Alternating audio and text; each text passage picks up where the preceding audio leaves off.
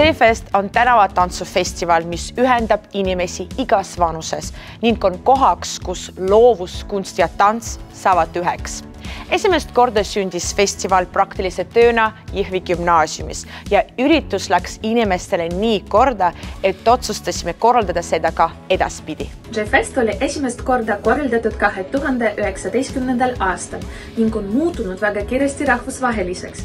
J-Fest on noortetiim, mis koosneb nii tantsijatest kui ka eksperdidest erinevatest valdkondadest. J-Fest on mitmekülgne festival, mis toimub nii Jõhvis kui ka Tallinnas. Jõhvis toimub Showcase and Battle Edition, kus erinevate tantsustiilide kavad võistlevad omavahel nii soolo kui ka duo ja grupi kategooriates. Lisaks iga sündmuse raames toimuvad tantsumeistrikursused kutsutud külalistega välismaalt.